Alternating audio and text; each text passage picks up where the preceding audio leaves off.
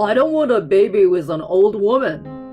When I told my husband I was pregnant, he yelled at me and slammed his fist against the table. That's gross. Go and get an abortion.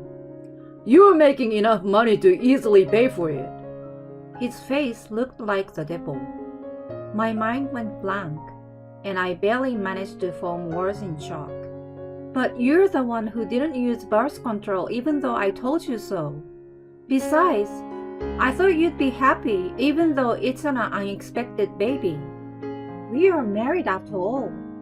Huh? Are you kidding me? What nonsense are you talking about? I mean, you're over 40. You're crazy to have a baby and try to raise it now. Can't you even think about your own physical strength? Besides, you have the important job of taking care of me, don't you? I feel sick now. I'm going out. He brushed back his long blonde hair and walked out of the room. I knew where he was going. He would probably go and play poker or pool. He would lose big as usual and beg me for more money. I thought about what I was going to do. I couldn't think of not having this baby. I knelt on the spot, hugged my stomach, and cried out loud. My name is Claudia. For over 10 years since I entered the workforce, I have lived almost exclusively for the job. Thanks to that, I have been able to build a good career and earn enough money to live on my own with a little luxury. While I was hoping to get married and have children one day, I passed the socially appropriate age to do either. I half gave up, thinking that I would probably be alone for the rest of my life. The turning point came when I turned 40. I happened to visit the wine bar where Jackson was working part-time. We hit it off over drinks. Although he was a little careless, he was younger than me, and his friendly smile looked cute. So we started dating. It was fun at first. He was a good cook and served me dinner every night when I came home tired. Although I never thought I would be with that type of man, it was enjoyable in its own way. Eventually, he moved in with me, and we happened to get married. Although I questioned if it was the right thing to do, I also felt that if I missed the chance, I might have never gotten married. That was the beginning of my mistake. After the marriage, he quit his job and hardly ever cooked for me. He spent all day long either playing games on his phone or playing poker or pool at a bar. Sometimes he helped out at the friend's bar, but the money he earned went to gambling. Also, his verbal abuse toward me started. He clicked his tongue at me over trivial things and criticized me often. However, he still demanded to make love to me, which escalated with time. We don't need rubber, do we? Let's use it just in case. You can't get pregnant anymore, can you? It feels better without it, you know.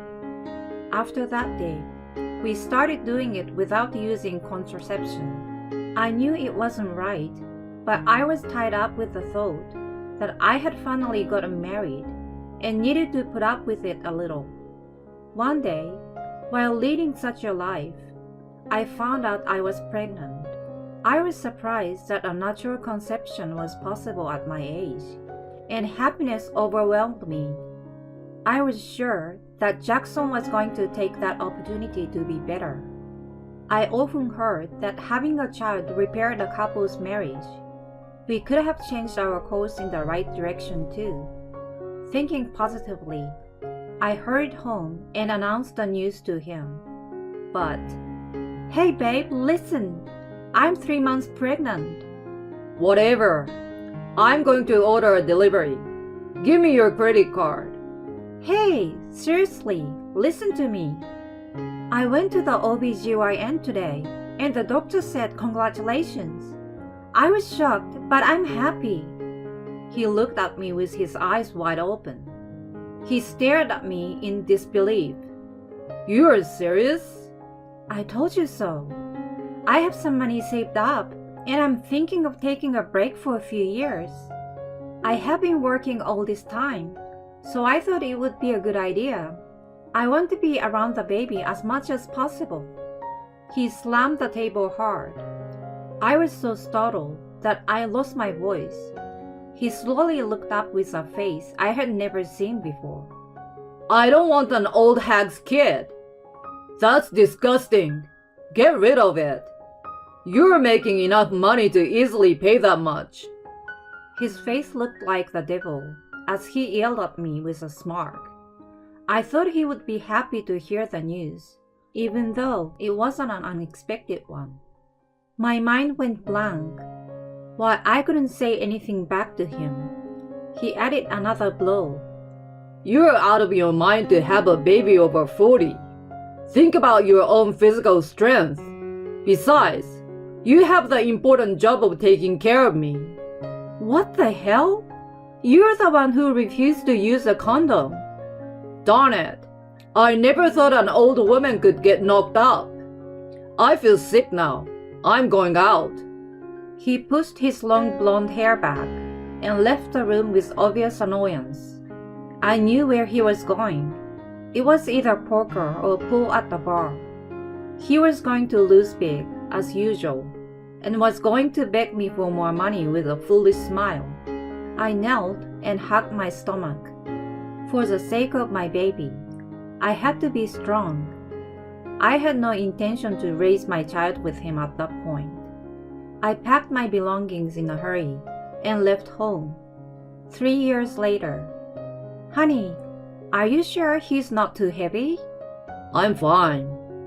My child in Dean's arms was slumbering peacefully. I met Dean after Tim was born. Like me, he was passionate about his work and had worked his way up to a senior executive position through his diligent attitude. He accepted my work and my child, and we got married in the spring. He also readily agreed to my long paternity leave and loved him even more than I did. That day, we were inspecting the wedding venue. I thought that after everything that had happened, I was finally going to have a happy marriage. Then, I stepped into the wedding hall and saw a familiar blonde figure. "No, Jackson?" What's wrong, hon? You look pale. "I'm fine, let's go." I was hoping that he would not notice me as I walked through the hall. I glanced at Jackson and saw a woman younger than me, dressed in a designer brand clothes next to him. As I was thinking, he had not given up on the gigolo life. His eyes and mine locked. His expression turned into a disgusting smile, as if he had found his prey. The smile that I had thought was cute when I first met him was now giving me trepidation. Hey you, Claudia, right? Unwilling to interact, I pulled on Dean's sleeve and tried to move forward. Jackson advanced toward us without care and whispered in a voice that only we could hear. With a sarcastic smile on his face, he said, "What a perfect couple. An old man is an ideal partner for an old woman. I feel sorry for the kid with such an old dad. Why don't you just put him in a facility already?" "Babe, the reception is done. We have to go."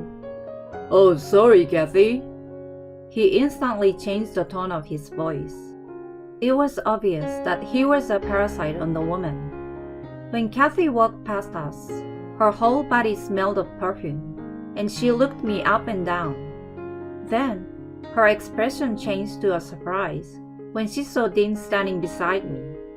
As I was wondering why, Jackson walked past me and whispered in my ear, "It's not a wedding venue, but a nursing home would suit you guys better. You see, Kathy is surprised too. You've got plenty of money, so why don't you just go there?" I wanted to fight back, but my old memories came back to me, and I froze. I couldn't understand why I had to be attacked like that by him. He was just a scumbag who couldn't do anything on his own. Dean put his arm around my shoulder to comfort me. His warmth and Tim's sleeping face almost made me cry. I'm sorry for making you feel bad. I told you before, he's Tim's father. Don't say more, and don't worry about it. You didn't do anything wrong. But he somehow had a mischievous smile on his face and confidently said, I have a good idea. Will you leave it to me? On our wedding day, Dee and I pledged our future to each other in front of the many guests. Tim was watching me and smiling next to my parents. When I secretly waved my hand, he did the same with a small hand. You look beautiful, honey. Thank you. I had lived my life only for work and had been pushed around by the scumbag. I was finally getting true happiness. Just before the kiss, the door to the chapel was violently swung open. Claudia, I know you're in there. Come out! The one who pushed away the staff and barged inside was disheveled Jackson. His blonde hair, which he had been religiously bleaching, was more than half brown, and his clothes were in tatters. There was a good distance between us, but I could smell the alcohol on him. I panicked, thinking he was trying to ruin even my wedding, and shouted at him, What are you doing here? You ruined my happiness. Go to hell, you old hag. What are you talking about? Honey, let me talk.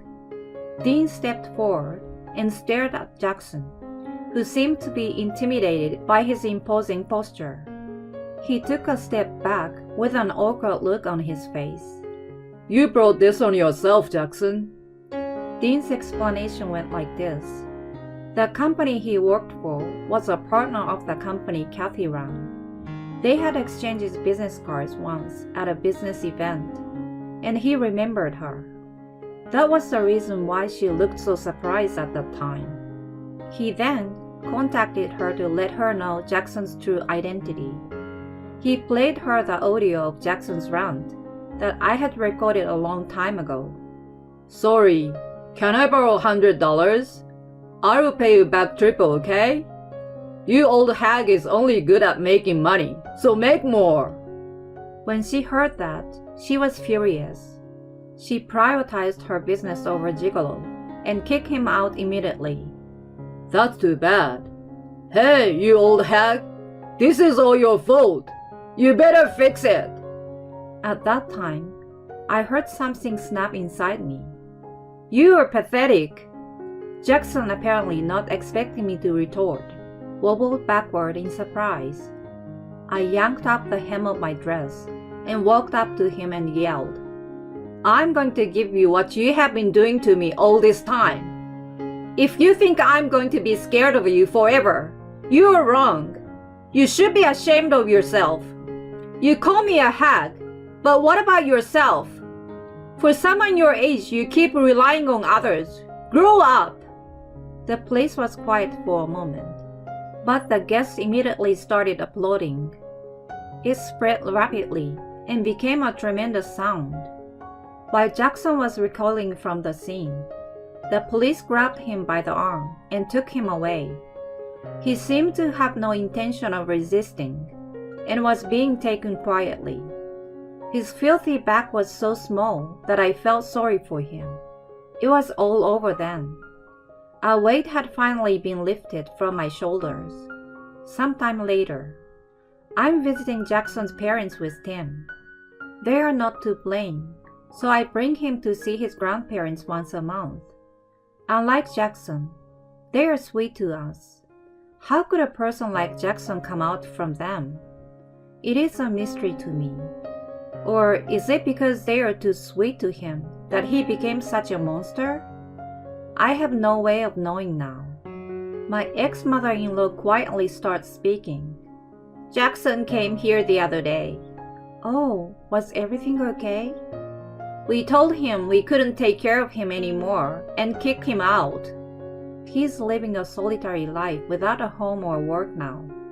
He had quit his job and had been hanging around since he got engaged to Kathy. He thought that if he got married, he wouldn't have to worry about money, so he took out a loan to buy a luxury car. He is now chased by those debts as well. The lack of planning is quite disconcerting, but that's how he is. And the fiasco at your wedding was broadcasted on the local news, you know? Oh, right. One of the guests that day had taken a video with his phone, and it became viral on social media. As a result, it ended up on a local network. Although our faces were hidden, Jackson's face was clearly visible. He said that because of this, he's struggling to even find a part-time job. After what happened, I'm really grateful to you for bringing Tim to see us. He loves visiting you guys, and we thank you too. Are you still working? I'm on a break right now. I'm going to take a little longer and prioritize my life with my boy. My current husband adores him, and we are very happy. Right, Tim? I smiled at him, and his eyes twinkle in return. His happy face blows away all the bad memories of my past.